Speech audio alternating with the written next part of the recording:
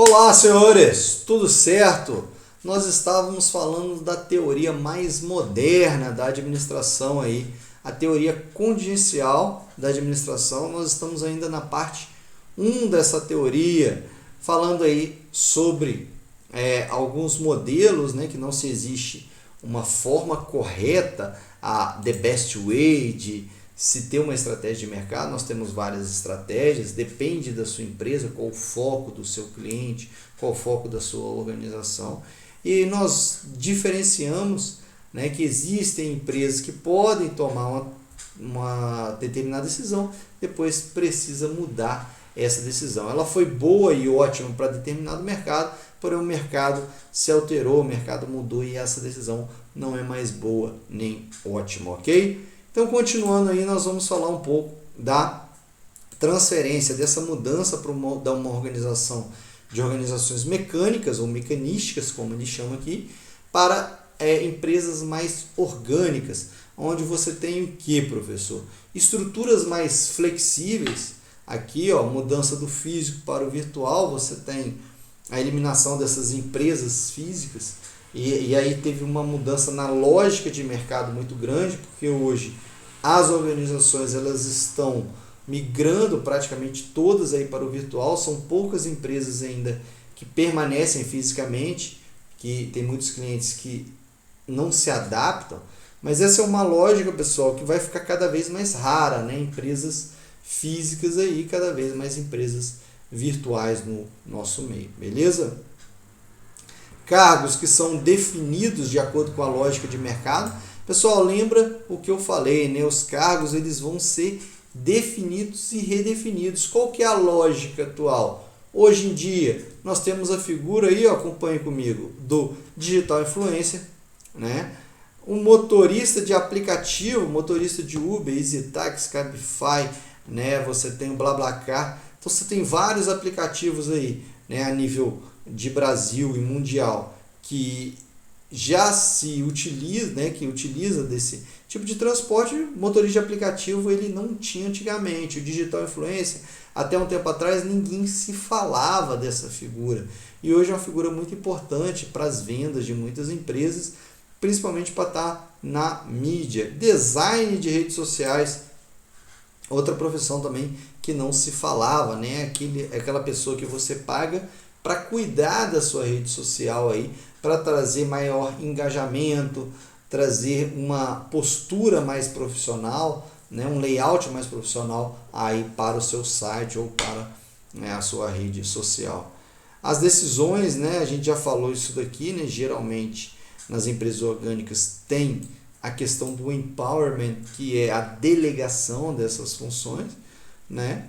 E tarefa sempre executada pelo conhecimento todo. Então não tem essa mais de que você é pago somente para fazer isso. Não, aqui o funcionário ele tem uma certa liberdade para estar se capacitando para tomar decisões dentro da empresa também de acordo com os seus conhecimentos, ok?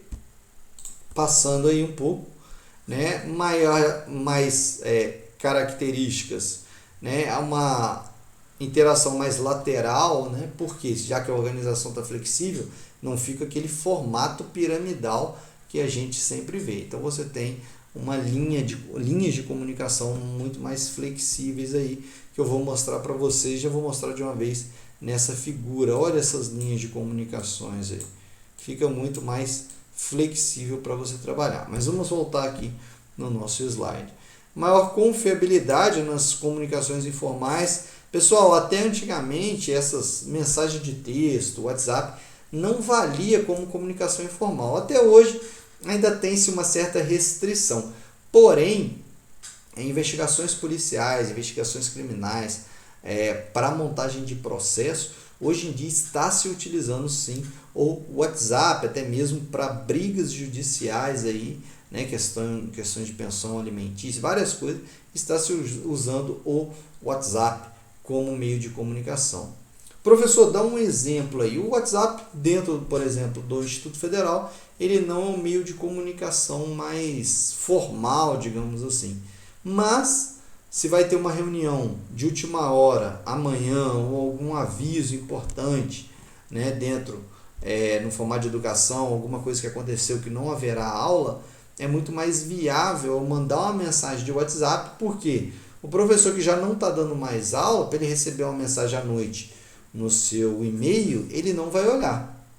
Porém, é provável que o WhatsApp ele veja ali, né, a informação, a mensagem chegando de que aquela aula, no outro dia, ela vai ser adiada por motivos diversos, de força maior, motivos emergenciais. Beleza?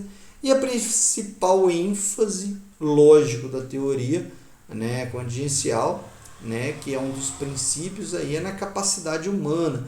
Tanto é que ela traz muito bem isso quando ela fala sobre a teoria das relações humanas. Então, a teoria contingencial ela tem uma base muito grande aí na teoria das relações humanas. Beleza? Continuando então. Aqui é o modelo que eu falei para vocês, né? Modelo mecanicista versus o modelo orgânico. Você tem aqui no modelo mecanicista aquela pirâmide que eu geralmente falo com vocês. Centralização de decisões, aquela hierarquia muito bem dividida de comando, né? Divisão do trabalho, departamentalização. E aí você começa a fazer um paralelo com as empresas e instituições mais orgânicas, onde tem-se descentralização ao invés de centralização. Você tem uma equalização de poder ao invés de só aquela hierarquia, uma integração maior, né?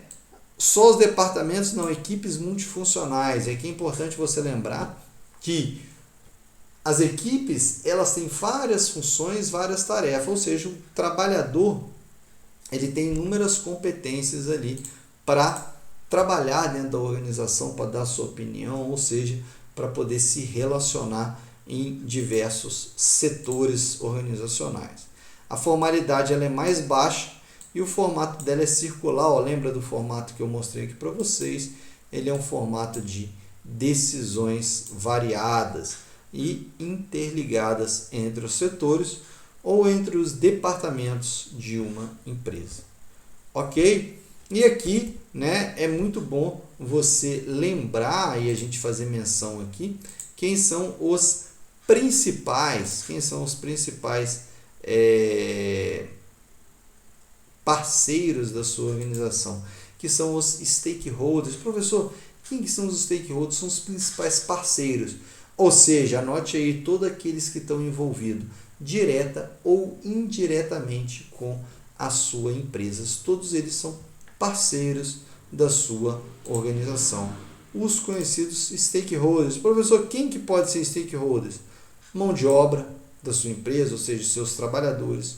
O sindicato que representa os trabalhadores da sua empresa. As tecnologias que você adota dentro aí da sua organização. Os fornecedores, né, quem está te fornecendo matéria-prima.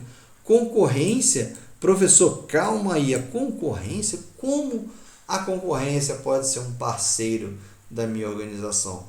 Pessoal, é óbvio que sim. Imagina vocês que a sua empresa ela só dá um passo ou ela só tem uma qualidade quando comparada com a outra empresa, porque sem comparação o cliente não sabe o que é melhor, o que é pior, o que é mais barato, o que está caro. Ele só sabe porque existe a concorrência. Então a concorrência, ela querendo ou não, é algo para a sua empresa se balizar, né? Saber como que vai atuar, que estratégia de mercado ela vai tomar. Ok? Governo e comunidade. Eu gosto de falar esses dois juntos para a gente dar o exemplo aqui do Instituto Federal do Espírito Santo. O governo é o principal parceiro, porque ele provém o quê? Os salários, onde vão pagar os servidores federais. Então você tem aí o governo como principal parceiro e a comunidade. Professor, por quê? A comunidade, querendo ou não, é aquele cliente final da empresa, no caso do Instituto Federal. A comunidade que vai ditar as regras, qual que é a demanda da comunidade, que tipo de curso, que tipo de especialização essa comunidade está demandando. A comunidade está demandando um curso de extensão, um curso superior, uma pós-graduação. Então essa comunidade também é parceira. Os seus consumidores, o sistema financeiro em geral. Eu gosto de falar do sistema financeiro em geral para a gente falar de mercado, né? A empresa ela tem que estar muito atenta ao mercado. O mercado ela tem que olhar não com medo, mas ela precisa de olhar o mercado com uma certa expectativa. Como que esse mercado ele vai modificar os rumos da minha organização? Beleza, pessoal? Então terminamos aí com os principais parceiros, os stakeholders que compõem a organização e aonde a sua empresa vai tomar uma decisão também baseada ou não nesses parceiros. E por aqui nós encerramos aí a parte 1 da teoria contingencial da administração. Até a próxima, senhores!